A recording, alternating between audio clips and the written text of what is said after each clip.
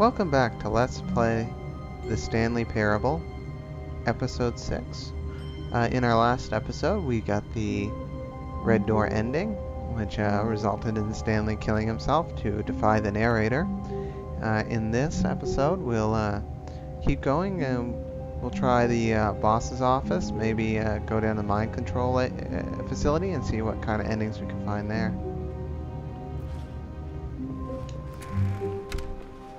All of his co-workers were gone. What could it mean? Stanley decided to go to the meeting room. Perhaps he had simply missed a memo. No matter how hard Stanley looked, he couldn't find a trace of his co-workers.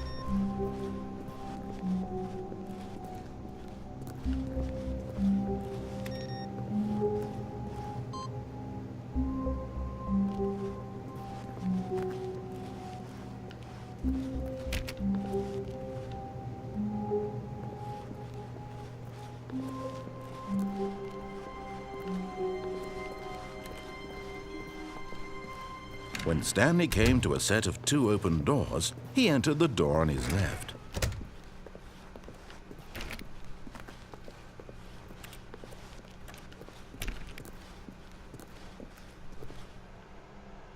Yet there was not a single person here either.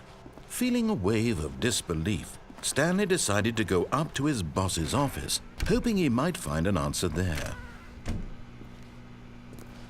Stanley stepped into the broom closet, but there was nothing here, so he turned around and got back on track.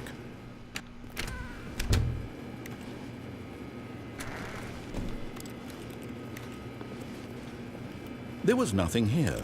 No choice to make, no path to follow, just an empty broom closet. No reason to still be here. Still very suspicious with this broom closet here. I feel like there's something interactable here, that Stanley was still just sitting in the here. broom closet. He wasn't even doing anything. At least if there was something to interact with, he'd be justified in some way. As it is, he's literally just standing there doing sweet FA.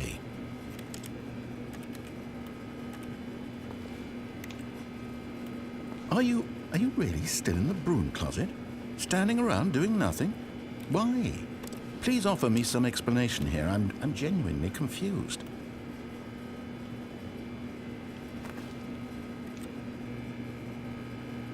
You do realize there's no choice or anything in here, right? If I'd said Stanley walked past the broom closet, at least you would have had a reason for exploring it to find out. But it didn't even occur to me because literally this closet is of absolutely no significance to the story whatsoever. I never would have thought to mention it.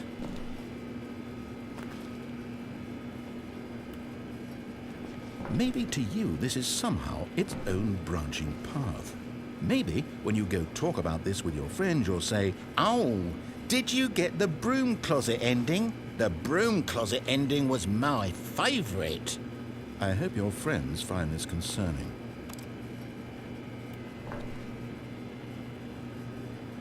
Stanley was fat and ugly and really stupid. He probably only got the job because of a family connection. That's how stupid he is. That or with drug money. Also, Stanley is addicted to drugs and hookers. It's quite the revelation. Well, I've come to a very definite conclusion about what's going on right now. You're dead.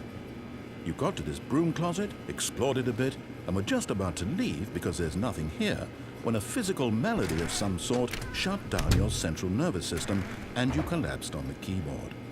Well, in a situation like this, the responsible thing is to alert someone nearby so as to ensure that your body is taken care of before it begins to decompose. Hello? Anyone who happens to be nearby? The person at this computer is dead.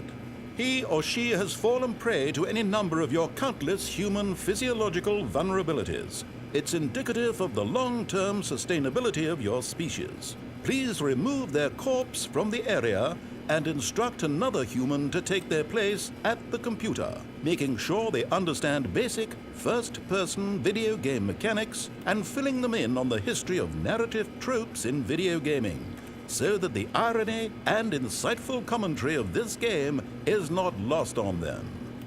All right, when you've done that, just step out into the hallway.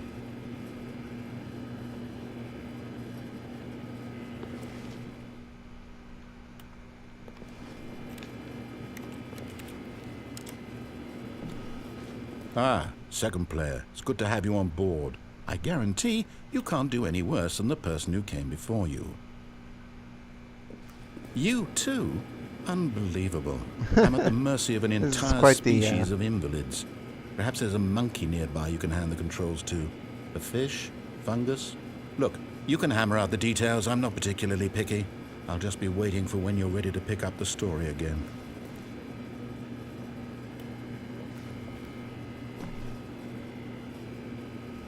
Okay, I think that might be all we can get out of there.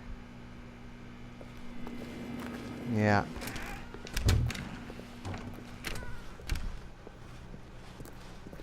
Coming to a staircase, Stanley walked upstairs to his boss's office.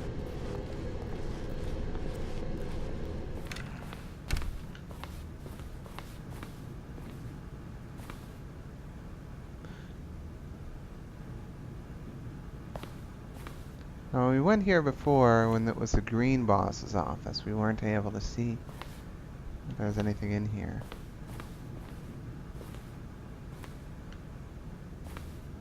Stepping into his manager's office, Stanley was once again stunned to discover not an indication of any human life. Shocked, unraveled, Stanley wondered in disbelief who orchestrated this. What dark secret was being held from him? What he could not have known was that the keypad behind the boss's desk guarded the terrible truth that his boss had been keeping from him.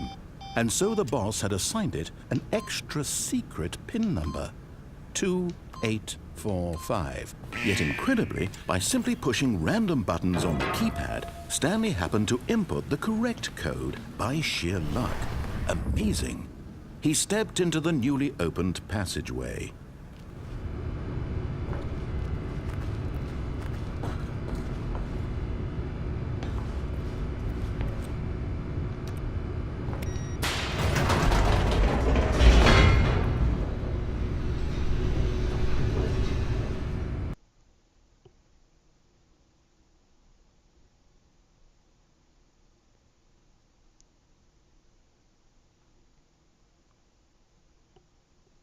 Descending deeper into the building, Stanley realized he felt a bit peculiar. It was a stirring of emotion in his chest, as though he felt more free to think for himself, to question the nature of his job. Why did he feel this now, when for years it had never occurred to him? This question would not go unanswered for long.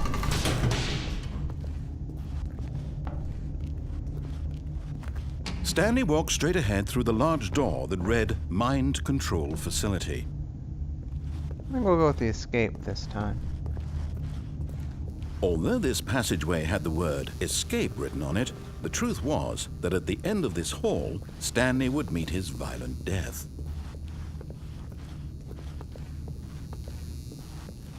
The door behind him was not shut.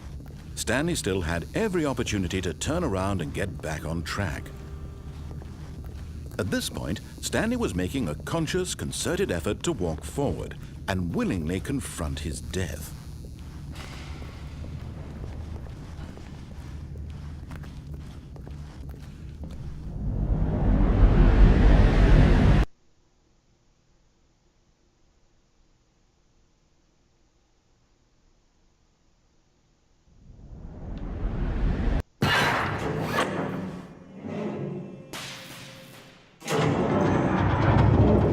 As the machine whirred into motion and Stanley was inched closer and closer to his demise, he reflected that his life had been of no consequence whatsoever. Stanley can't see the bigger picture. He doesn't know the real story, trapped forever in his narrow vision of what this world is.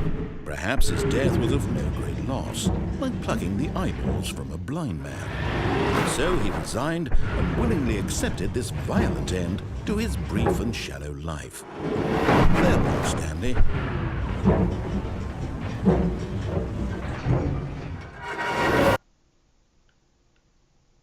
"Farewell, Stanley," cried the narrator, as Stanley was led helplessly into the enormous metal jaws.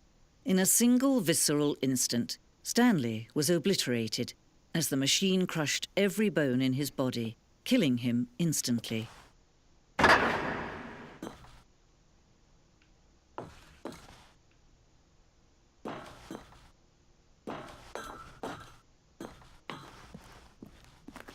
And yet it would be just a few minutes before Stanley would restart the game, back in his office, as alive as ever. What exactly did the narrator think he was going to accomplish?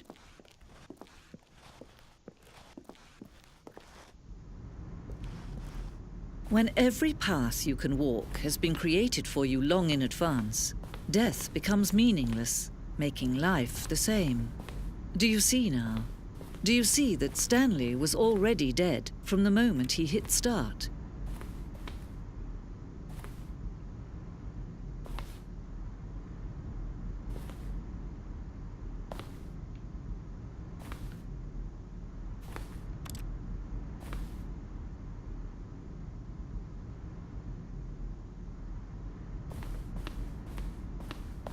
Okay, so we got a layout of our office here.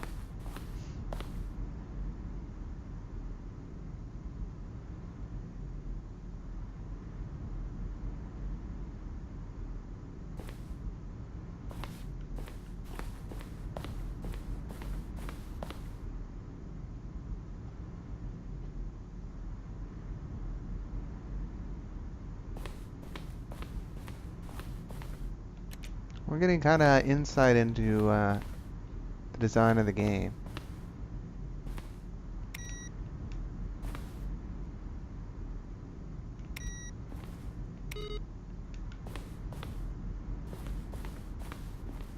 We might get some clues here as to other endings.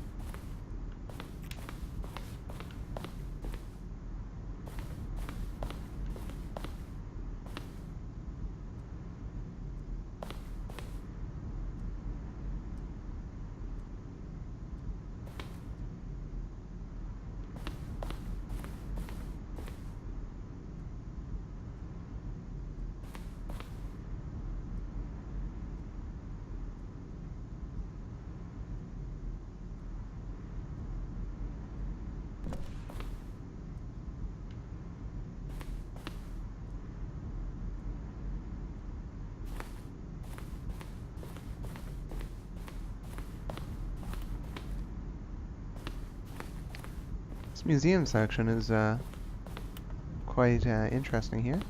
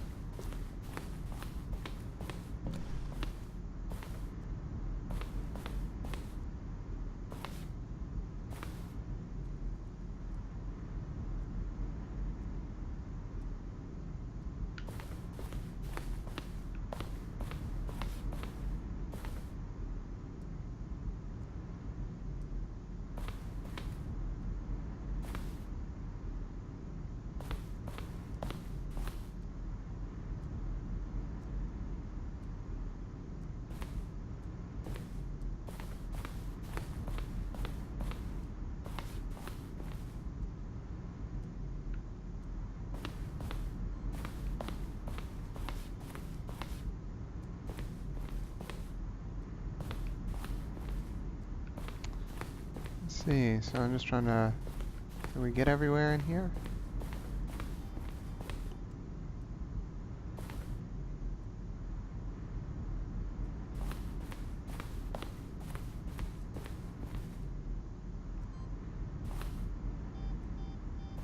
So we haven't got the freedom ending.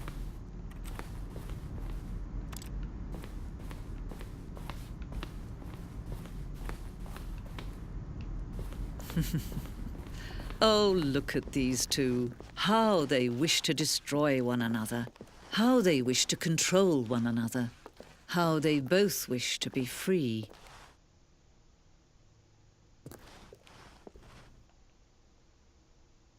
Can you see? Can you see how much they need one another? No, perhaps not. Sometimes these things cannot be seen. But listen to me. You can still save these two. You can stop the program before they both fail. Push escape and press quit. There's no other way to beat this game. As long as you move forward, you'll be walking someone else's path.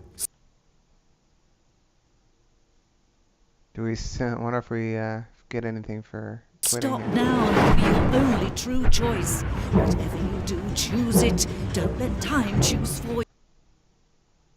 Let's see what happens if we quit this here.